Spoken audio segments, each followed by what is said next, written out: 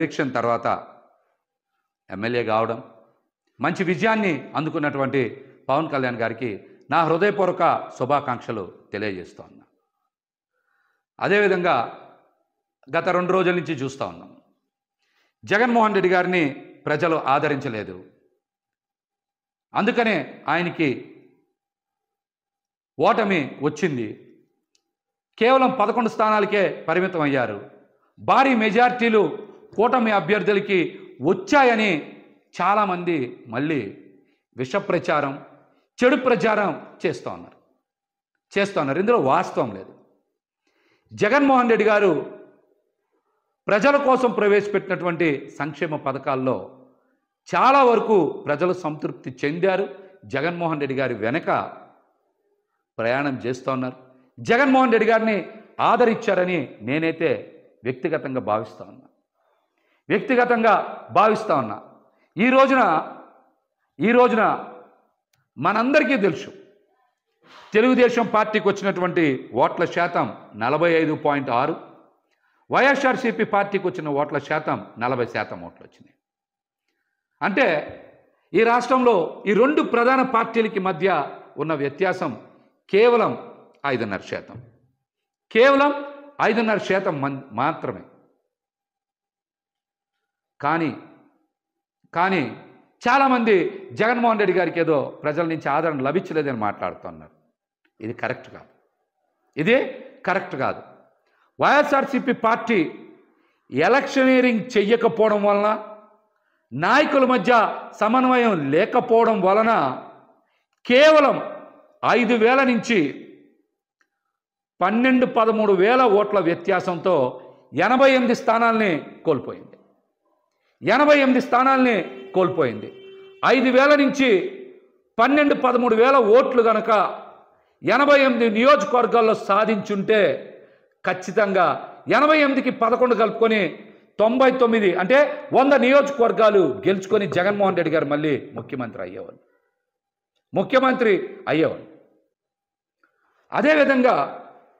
అదేవిధంగా ఇంకొక చిన్నది కనుక యాడ్ చేసుకుంటే, ఓట్ల వ్యత్యాసం కనుక యాడ్ చేసుకుంటే 4-5 వేల ఓట్ల నుంచి 13-14 వేలకి మరొక 3-4 వేల ఓట్లు కనుక కలుపుకుంటే, అంటే 18 వేల ఓట్లు కనుక సాధించుంటే మరొక 31 స్థానాలు పెరిగాయి.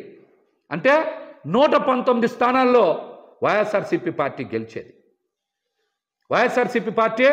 గెలిచేది. ఇప్పుడున్న 11 స్థానాలు కూడా జత కలిస్తే 130 స్థానాలు అయ్యాయి. ఇది కేవలం ఎన్ని వేల ఓట్లు తేడా? 4,000 నుంచి 17,000 ఓట్లు తేడాతో వైఎస్ఆర్సీపీ పార్టీ వదిలేసుకున్నటువంటి స్థానాలు 119. ఈ 11 కూడా కలుపుకుంటే 130 స్థానాలు వచ్చాయి. అంటే వైఎస్ఆర్సీపీ పార్టీకి మరొక 10 లక్షల ఓట్లు పడుంటే జగన్మోహన్ రెడ్డి గారు రెండోసారి ముఖ్యమంత్రి అయ్యేవారు. కేవలం కూటమికి వైసీపీ పార్టీకి మధ్య వ్యత్యాసం, ప్రభుత్వ ఏర్పాటుకి వ్యత్యాసం కేవలం 10 లక్షల ఓట్లు మాత్రమే. కానీ దీన్ని భూతద్దంలో చూపించి విష ప్రచారం చేయాలని చూస్తూ ఉన్నారు. ఈ కుట్రలు ఎక్కువ రోజులు కొనసాగవని కూడా తెలియజేస్తా ఉన్నా. ఇక్కడ నాయకులు ఈరోజు బయటకు వచ్చి జగన్మోహన్ రెడ్డి గారినో లేకపోతే కొంతమందిని బాధ్యులను చేసి బయటకు వచ్చి మాట్లాడుతూ ఉన్నారు. ఇది సందర్భం కాదు.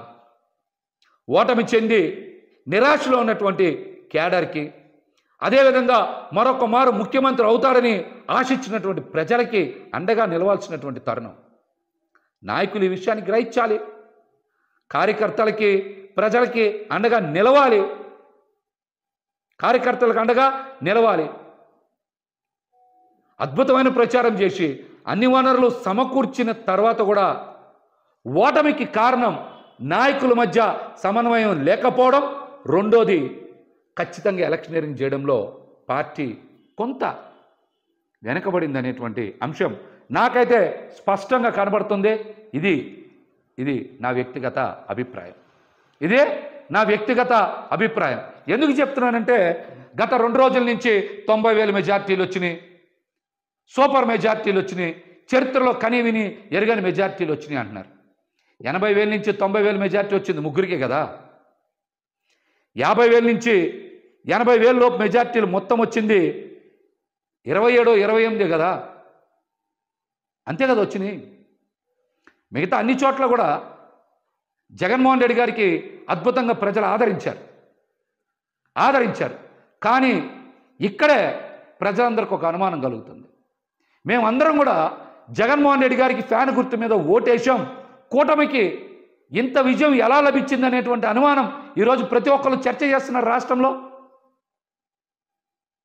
ఈవీఎంలు ట్యాంపర్ అయినాయా, లేకపోతే కౌంటింగ్లో ఏమైనా పొరపాట్లు జరిగినాయా? ఫలితాలకు ముందు నుంచే వైఎస్ఆర్సీపీ పార్టీ నాయకులు పెద్దలు చాలామంది కోర్టులకు వెళ్ళారు, పొరపాట్లు జరుగుతాయని చెప్పారు. అవేమీ పరిగణలోకి తీసుకోకుండా ఈ రోజున ఫలితాలు బయటకు వచ్చినాయి.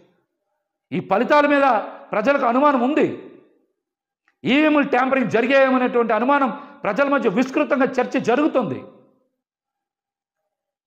కొన్ని చోట్ల మనం చూసాం, ఒక్కొక్క ఈవీఎం మిషన్లు లెక్క పెట్టలేదంటే ఇందాక నేను చెప్పే కదా, 4-5 చోట్ల 4-5 ఈవీఎం మిషన్లు కనుక సరిగ్గా లెక్కింపు చేయకపోతే 4,000 ఓట్లు 5,000 ఓట్లు పోతే దగ్గర 19 స్థానాలు పోతాయి. 19 స్థానాలు పోతాయి. కాబట్టి ప్రజలకు అనుమానాలు ఉన్నాయి. దీని మీదనే అందరూ కూడా చర్చ కూడా చేసుకుంటున్నారన్న విషయం నేను ఈరోజు మాట్లాడాలనే మళ్ళీ మాట్లాడుతున్నా. జగన్మోహన్ రెడ్డి గారు పేద సామాన్య వర్గాలు ఖచ్చితంగా వారి జీవన ప్రమాణాలు పెరగాలని దేశ చరిత్రలో ఎవరు ప్రవేశపెట్టినటువంటి కొత్త పథకాలు ప్రవేశపెట్టారు. 5 సంవత్సరాల పాటు సుదీర్ఘకాలం పాటు వాటిని అమలు చేశారు. ప్రతి ఒక్కరూ వాటి వల్ల లబ్ధి పొందారు.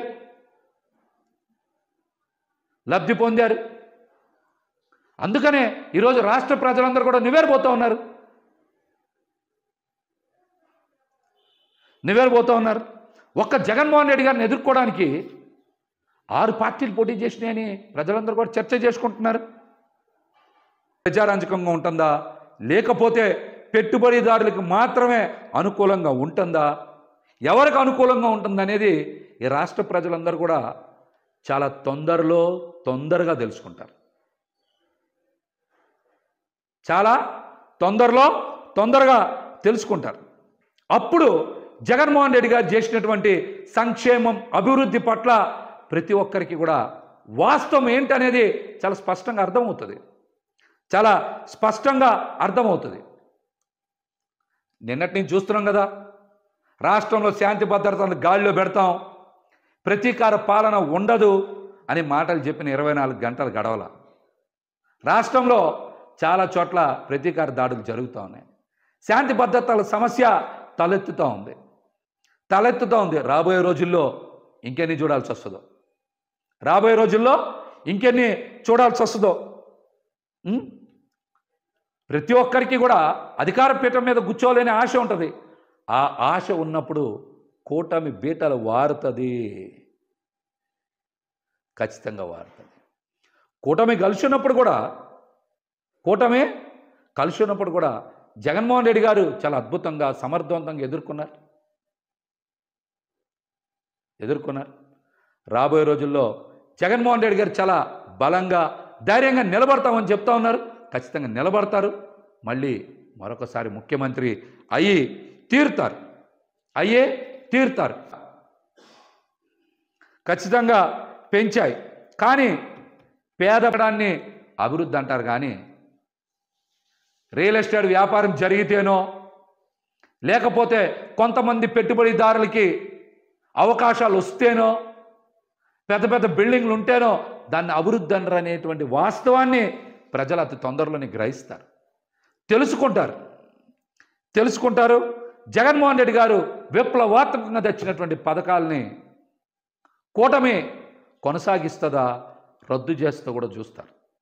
వాటిలో ప్రధానంగా మరి చిన్న జిల్లాల ఏర్పాటు, సచివాలయాల వ్యవస్థ, అమ్మ ఒడి, రైతు భరోసా కేంద్రాలు, అదేవిధంగా వాలంటరీ వ్యవస్థ, ఇంగ్లీష్ మీడియం విద్య, వీటితో పాటు సెంటు భూమి, అమరావతిలో ఇళ్ల పట్టాలు ఇవన్నీ కొనసాగిస్తారా, రద్దు చేస్తారో చూద్దాం. ఖచ్చితంగా మనం కూడా ఆశిద్దాం. కూటమి ప్రభుత్వం మంచి పాలన అందిస్తుంది, మంచి చేస్తుందని ఆశిద్దాం. అంతవరకే పెట్టుకోండి, ఆశపడద్దు.